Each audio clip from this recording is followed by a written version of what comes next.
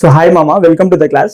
So నేను ఈ క్లాస్లో మీకు గాస్ సీడెల్ ఇటరేషన్ మెథడ్ ఇది డెడ్ ఈజీ ఎక్స్ప్లెయిన్ చేస్తాం మామ. చాలా ఈజీ మెథడ్ ఇది. ఎందుకంటే జస్ట్ నీ దగ్గర ఈ క్యాల్సియం ఉందనుకో, క్యాల్సియం ఉంటే జారిపోయి నీకు ఏ క్వశ్చన్ ఇచ్చినా సరే నువ్వు ఈజీగా నీకు లాంగ్ ఆన్సర్లో ఫుల్ మార్క్స్ అటెంప్ట్ చేసి ఫుల్ మార్క్స్ స్కోర్ చేసుకోగలుగుతావు. అంతే dead easy method Gauss Seidel iteration method అనమాట. సో చాలా ఈజీ. ఈ మెథడ్కి ఈ స్టెప్స్ ఎట్లుంటాయి అవన్నీ ఎక్స్ప్లెయిన్ చేయాల్సిన పని లేదు. జస్ట్ నీకు క్వశ్చన్ అర్థం చేసుకుంటే సరిపోతుంది. ఈ క్వశ్చన్ అనుకో, ఎగ్జామ్లో ఇట్లా క్వశ్చన్ ఇస్తాడు. క్వశ్చన్ ఇస్తే ఈ x coefficient, y coefficient, z coefficient ఉందిగా, ఇవన్నీ కోఎఫిషియంట్ల గ్రేటెస్ట్ కోఎఫిషియంట్ ఏదని చూసుకో. The x coefficient 10, y coefficient ఏం లేదంటే 1 ఉన్నట్టు. So y coefficient 1, z coefficient ఏం లేదంటే 1 ఉన్నట్టు. సో అన్నిట్లో ఏ కోఎఫిషియంట్ పెద్దది, ఎక్స్ కోఎఫిషియంట్ పెద్దది. అట్లా అది ఒక్కటి తెలుస్తుంది సరిపోయి. నేను స్టెప్స్ గిప్స్ అవన్నీ ఏం అవసరం లేదు. ఇవన్నీ స్టెప్స్ ఇవి చూసి కూడా వేస్ట్ నువ్వు డైరెక్ట్ చేసేయచ్చు. ఇప్పుడు ఎగ్జామ్లో ఈ క్వశ్చన్ ఇచ్చింది మామ. ఈ క్వశ్చన్ ఇస్తే దాన్ని ఫస్ట్ నేను క్వశ్చన్ చూపించింది చెప్పిస్తావు. ఇటరేషన్ చేసుకోవాలంతే. ఇటరేషన్స్ క్యాల్సియం ఉండాలి. క్యాలిక్యులేటర్ ఉంటే నీకు ఆన్సర్ వచ్చేస్తుంది. సో కోఎఫిషియంట్ ఇది అన్నిట్లో ఏది పెద్దగా చూసుకో. అన్నిట్లో కోఎఫిషియంట్ ఏది పెద్దగా ఉంది, ఎక్స్ కోఎఫిషియంట్ పెద్దగా ఉంది. అంతేగా మామ. సో నేను ఏం చేస్తున్నా, ఎక్స్ కోఎఫిషియంట్ ఇక్కడ ఉండించుకొని ఈ రెండు అవతల పంపించుకో. 10x అంతేగా, 10x ఈజ్ ఈక్వల్స్ టు ఏం పంపించుకోవాలి, ఇవన్నీ ఇజెడ్ వైజెడ్ అవతల పంపించుకో. అప్పుడు ఏమవుతుంది, 12 - y - z. ఇంతేగా మామ. ఇప్పుడు నేను ఏం చేస్తున్నా, ఈ 10 కూడా అవతల పంపించుకుంటున్నాను. ఈ 10 కూడా అవతల పంపించుకోవాలి. ఇంటూ 10 ఏమవుతుంది, /10 అవుతుంది. అంతేనా, ఇంటూ 10 /10. సో ఎక్స్ వాల్యూ వచ్చింది. నెక్స్ట్ వై వాల్యూ రావాలి. అట్లే వై వాల్యూ ఎక్కడి నుంచి వస్తుంది, ఈ సెకండ్ ఈక్వేషన్ నుంచి వస్తుంది. సో వై వాల్యూ కోఎఫిషియంట్ పెద్ద ఉంది, అంతే కదా. ఇది కోఎఫిషియంట్ పెద్ద ఉంది కాబట్టి ఈ రెండింటిని తీసుకొని అవతల పడేసి 13 - 2x - z. అంతేగా మామ. సో వై, సో 10y కదా, ఇక్కడ 10y ఉంది. ఈ 10ని అవతల పంపించుకున్నాం. అప్పుడు ఏమవుతుంది, /10 అవుతుంది. నెక్స్ట్ z వాల్యూ కూడా సేమ్. z వాల్యూ ఉంది. సో 2x 2y అవతల పోతాయి. 14 - 2x 2y అవతల పోయినాయి. z కోఎఫిషియంట్ ఎంత మామ, 10. ఇంతే మామ, సింపుల్. ఇక్కడ ఫస్ట్ ఇటరేషన్ చేస్తాం. ఇది ఫస్ట్ ఇటరేషన్ అనుకో. ఫస్ట్ ఇటరేషన్లో మనం ఏం చేస్తాం, మనకి ఎక్స్ వై జెడ్ వాల్యూస్ ఏమన్నా తెలుసా, ఏ వాల్యూ తెలియదు. అప్పుడు నువ్వు ఏం చేయాలి, ఇది ఫస్ట్ ఈక్వేషన్ కదా, ఎక్స్ వాల్యూ ఫస్ట్ ఈక్వేషన్. ఈ ఈక్వేషన్లో ఈ రెండు జీరోస్ అనుకో, వై జెడ్ జీరోస్ అనుకో. ఎందుకు జీరో అనుకుంటున్నావు బ్రో అంటే, నీకు ఏ వాల్యూస్ తెలియదు కదా మామ. ఫస్ట్ ఈ రెండు జీరోస్ అనుకుంటే నీకు ఎక్స్ వాల్యూ వస్తుంది. ఈ ఎక్స్ వాల్యూ ఇక్కడ పెట్టు, జెడ్ కూడా 0 పెట్టు. ఎందుకంటే ఇప్పటివరకు జెడ్ రాలే కదా. సో ఇక్కడ ఎక్స్ వాల్యూ పెట్టు, జెడ్ 0 పెట్టు. అప్పుడు ఏమైతే వై వాల్యూ వస్తుంది, కొత్త వై వాల్యూ, కొత్త ఎక్స్ వాల్యూ. ఈ రెండు కొత్తవి ఈడ పెట్టు వాల్యూస్. అప్పుడు నీకు కొత్త జెడ్ వాల్యూ వస్తుంది. ఇది ఫస్ట్ ఇటరేషన్. నెక్స్ట్ ఇప్పుడు వచ్చిన వాల్యూ తీసుకొని సేమ్ మళ్ళీ ఇదే ఈక్వేషన్లో పెట్టు. అప్పుడు ఇంకో ఇటరేషన్ అవుతుంది. సేమ్ మళ్ళీ ఇవే వాల్యూస్ వచ్చి నెక్స్ట్ వచ్చే వాల్యూస్ దీంట్లో పెట్టు. అప్పుడు ఏమవుతుంది, ఒక టైంకి నీకు ఏమవుతుందంటే సేమ్ వచ్చిన వాల్యూస్ మళ్ళీ రిపీట్ అవుతూ ఉంటాయి. అంటే ఇటరేషన్ మెథడ్లో సేమ్ వాల్యూస్ రిపీట్ అవుతుంటాయి. అంటే ఏంది, అవే ఫైనల్ ఆన్సర్స్ అని అర్థం, ఫైనల్ వాల్యూస్ అని అర్థం. సో డెడ్ ఈజీ ఉంటుంది, చేసి నీకు అర్థమవుతుంది. యూనిట్ 1లో most easiest method and easiest topic అంటే ఇదే మామ. జస్ట్ క్యాల్సియం ఉంటుంది సరిపోయి. సో వై జెడ్ వాల్యూస్ నేను 0 అనుకుంటున్నాను. Put y = 0, z = 0. సో నేను రాసినట్టు రాసా వాడు నీకు మార్క్స్ చేయడు. కొంచెం నీట్గా రాయాలి, అంటే ఇట్లా నీట్గా చూపించి రాయాలి. డైరెక్ట్ ఇట్లా స్టెప్స్ వేసినావు అనుకో, వాడు మార్క్స్ చేయడు. స్టెప్ బై స్టెప్ రాయాలి, ఓకేనా. ఇక్కడ జీరోస్ పెట్టుకున్నప్పుడు ఏమవుతుంది, 12, ఇది 0, ఇది 0. 12 - 0 చేస్తే 12 అవుతుంది, /10.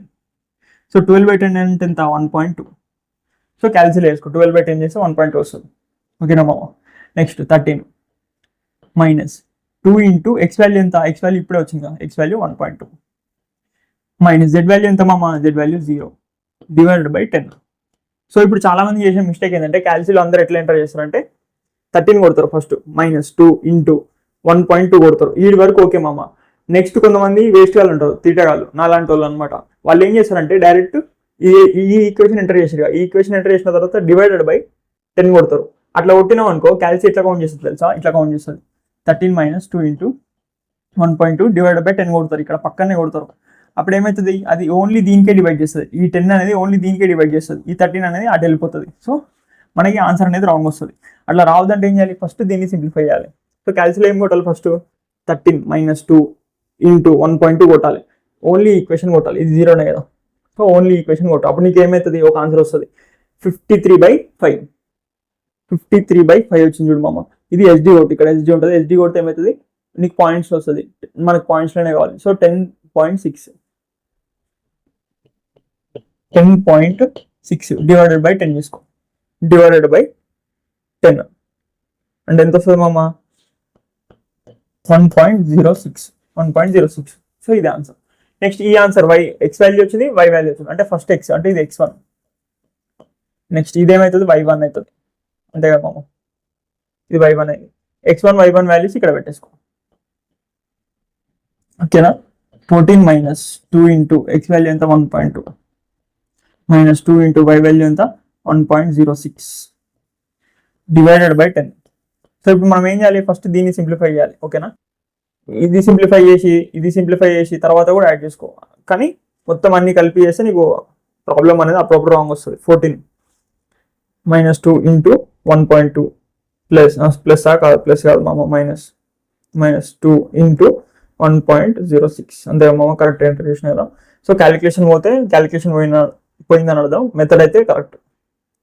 సో 9.48 వచ్చింది మామ, డివైడెడ్ బై 10 అంటే ఎంత మామ, డివైడ్ బై 10 అంటే ఈ పాయింట్ అవతల జరుగుతుంది. సో 0.948 వస్తుంది అంతే కదా.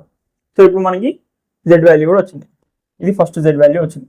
సో ఇప్పుడు ఏం చేయాలి, నెక్స్ట్ ఇటరేషన్ చేయాలి అంతే మామ, next iteration. So X value తెలుసు, వై వాల్యూ తెలుసు, జెడ్ వాల్యూ తెలుసు, ఇది సెకండ్ ఇటరేషన్ అని మంచిగా రాస్తారని నీకు మార్క్స్ ఇస్తారు సెకండ్ ఇటరేషన్. సో ఈక్వేషన్స్ చూసుకో, ఇదే ఈక్వేషన్స్ లో పెట్టు. సో ఇప్పుడు ఎక్స్ ఈక్వల్స్ టు ఏమవుతుంది 12 మైనస్ అంటే ఇదే ఈక్వేషన్స్ లో మళ్ళీ ఇప్పుడు వచ్చిన కొత్త వాల్యూస్ పెట్టాలి, x1 y1 z1 ఈ వాల్యూస్ ని మళ్ళీ ఇవే ఈక్వేషన్స్ లో పెట్టాలి. 12 మైనస్ y1 వాల్యూ ఎంత మామ. సో ఫస్ట్ ఈక్వేషన్ కూడా రాయాలి, ఇట్లా y1 మైనస్ z1 అట్లా రాయాలి, అట్లా రాసి తర్వాత ఆ వాల్యూస్ పెట్టాలి, అప్పుడు నీకు ఫుల్ మార్క్స్ పడతాయి. మైనస్ y1 వాల్యూ ఎంత, ఇది 1.06 మైనస్ z1 వాల్యూ ఎంత మామ 0.948 నెక్స్ట్ డివైడెడ్ బై ఎంత చేయాలి మామ, డివైడెడ్ బై 10 ఉంది కదా, సో 10. సో ఈ వాల్యూ ఎంత వస్తుందో చూసుకో, 12 మైనస్ 12 మైనస్ 1.06 మైనస్ 0.948 అంతే మామ. సో ఎస్డి కొడితే పాయింట్స్ వచ్చినాయి, 9.992 డివైడెడ్ బై 10 అంతే మామ, డివైడెడ్ బై 10 ఇప్పుడు ఏమవుతుంది 0.9992. సో మనకి కొత్త ఎక్స్ వాల్యూ వచ్చింది. నెక్స్ట్ ఈక్వేషన్ చూసుకో, నెక్స్ట్ వై వాల్యూ. సో ఇది ఏమొచ్చింది, x2 వాల్యూ వచ్చింది అంతే. ఇప్పుడు y2కి ఏంది 13 మైనస్ 2x1 పెట్టుకోవాలి, 2x1 అని ఫస్ట్ రాయాలి, 2x1 z1 అని ఫస్ట్ రాయాలి, మీకోసం రాస్తాం. ఇట్లా రాయాలి, ఇట్లా రాసిన తర్వాత నెక్స్ట్ స్టెప్ ఏం చేయాలి, కింద నెక్స్ట్ స్టెప్ ఏం చేయాలి 13 మైనస్ 2 x1 వాల్యూ ఎంత మామ, x1 వాల్యూ పైన ఉంది కానీ ఆ x1 వాల్యూ పెట్టాల్సిన అవసరం లేదు. ఇప్పుడు కొత్త x1 వాల్యూ వచ్చింది కదా, కొత్త వాల్యూనే పెట్టాలి. ఎప్పుడైనా కొత్త వాల్యూ వచ్చింది అనుకో ఆ వాల్యూ పెట్టేసేయాలి, లేనప్పుడు పాత వాల్యూ పెట్టాలి. మైనస్ z1 ఎంత వచ్చింది మామ, మైనస్ z1 గా డైరెక్ట్ 0.948 డివైడెడ్ బై 10 ఇంతే కదా మామ.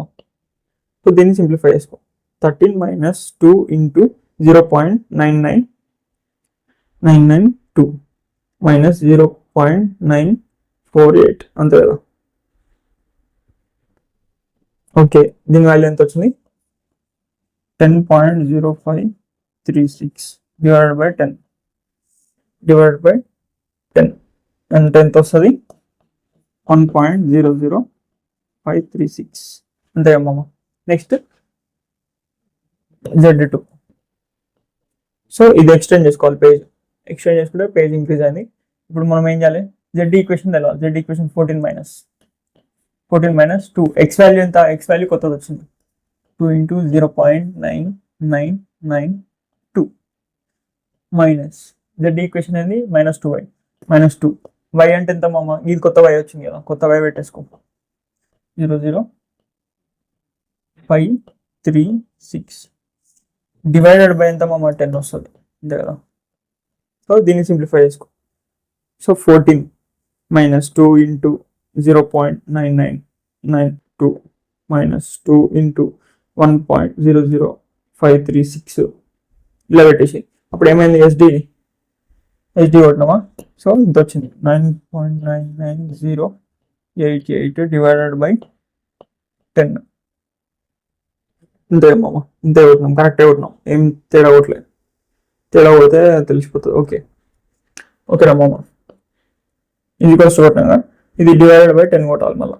10 కొడితే ఏమైంది 0.99088 వచ్చింది మామ జెడ్ వాల్యూ. ఇప్పుడు ఏం చేయాలి, ఈ 3 వాల్యూస్ని ఇంకా కింద నెక్స్ట్ థర్డ్ ఇటరేషన్లో పెట్టాలి. థర్డ్ ఇటరేషన్ ఓకేనా, ఇట్లా మంచిగా నీట్గా రాసుకొని చేయాలి. నెక్స్ట్ ఇప్పుడు మనకి ఎక్స్ ఈక్వేషన్ ఏంది, x3 12 మైనస్ ఎక్స్ వాల్యూ ఎంత అని తెలుసు, ఇది తెలుసు 12 మైనస్ డైరెక్ట్ ఎక్స్ వాల్యూనా 12 మైనస్ వైజెడ్ కదా. సో 12 మైనస్ వైజెడ్ పెట్టాలి. వై వాల్యూ ఎంత, ఇది ఓ దేవుడా వై వాల్యూ ఎంత మామ, ఇది వైజెడ్ కదా. 12 మైనస్ వైజెడ్ ఈక్వేషన్ ఉంది. సో వై వాల్యూ ఇది 6 మైనస్ జెడ్ వాల్యూ ఎంత మామ, ఇది మంచిగా నీట్గా రాద్దాం. నెంబర్లు అట్లున్నాయి వైజెడ్ వాల్యూ. ఓకే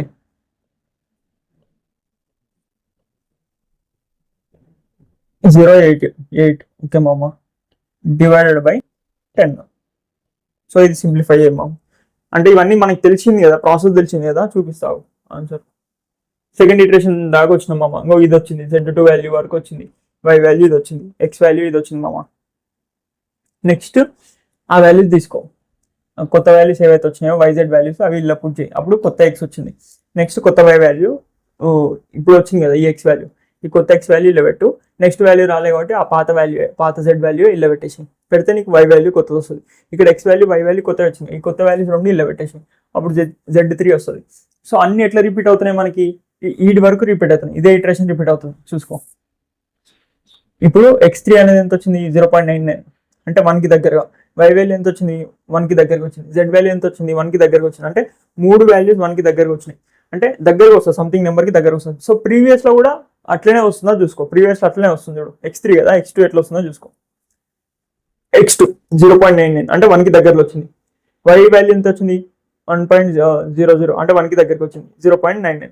సో ఇవే వాల్యూస్ మళ్ళీ రిపీట్ అవుతాయి చూడు, x value y2 value Z2 value next ఇటరేషన్లో రిపీట్ అవుతాయి. x3 value y3 value Z3 value. So Z3 value ఇవే వాల్యూస్ ఇందాక కూడా రిపీట్ అయినాయి, సెకండ్ ఇటరేషన్లో రిపీట్ అయినాయి, మళ్ళీ థర్డ్ ఇటరేషన్లో కూడా సేమ్ వాల్యూస్ రిపీట్ అయినాయి. అంటే మీనింగ్ ఏంది, ఈ వాల్యూస్ అనేవి మారట్లేదు, వాల్యూస్ అనేవి చేంజ్ కావట్లేదు. ఫస్ట్ స్టార్టింగ్ ఇటరేషన్లో చూసుకో ఎట్లుంటాయి, స్టార్టింగ్ ఇటరేషన్లో ఇట్లుంటాయి, ఇదే కదా స్టార్టింగ్ ఇటరేషన్. సో ఇదంతా ఇది చూసుకో, స్టార్టింగ్ ఇటరేషన్ చూసుకో. స్టార్టింగ్ ఇటరేషన్లో ఎక్స్ వాల్యూ 1.2 వై వాల్యూ 1 అంటే 1.2 1.5 అట్లా వచ్చినాయి. కానీ సెకండ్ ఇటరేషన్ థర్డ్ ఇటరేషన్కి వచ్చేసరికి మనకి ఏమైంది, క్లోజ్ వాల్యూస్ వస్తున్నాయి, అంటే వాల్యూస్ అనేది చేంజ్ కావట్లేదు. సో దాని మీనింగ్ ఏంది, ఈ వాల్యూస్ ఫిక్స్డ్ వాల్యూస్ అనమాట. ఈ ఫిక్స్డ్ వాల్యూస్ని డైరెక్ట్ ఆన్సర్ లాగా రాసుకోవాలి. ఫిక్స్డ్ వాల్యూ దేనికి అక్యురేట్ ఉంది 1కి అక్యురేట్ ఉంది, సో 1. వై దేనికి అక్యురేట్ ఉంది 1కి, సో జెడ్ దేనికి అక్యురేట్ ఉంది 1కి. ఒకవేళ ఇది 2కి అక్యురేట్ ఉంది అనుకో, అంటే Z2 ఇటరేషన్ సెకండ్ ఇటరేషన్ చేసేటప్పుడు Z2 వాల్యూ 2.00 సంథింగ్ అట్లా వచ్చింది అనుకో, నెక్స్ట్ థర్డ్ ఇటరేషన్లో కూడా సేమ్ అట్లా వస్తుంది 2.0053 లాస్ట్ డెసిమల్స్లో చేంజ్ వస్తుంది. సో 2కి దగ్గరలో ఉంది కాబట్టి జెడ్ వాల్యూ 2 అవుతుంది అప్పుడు, అట్లా అనమాట. ఓకేనా, ఇట్లా ఇది ఈజీ మెథడ్, అంటే ఈజీ ఎగ్జాంపుల్ కాబట్టి 3 ఇటరేషన్స్ వచ్చినాయి. మామూలుగా అయితే ఎగ్జామ్లో మీకు ఒక 5-6 ఇటరేషన్స్ అట్లా వస్తాయి లాంగ్ ఆన్సర్కి. ఓకేనా. పొగ త్రాగుట, మద్యం సేవించుట ఆరోగ్యానికి హానికరం.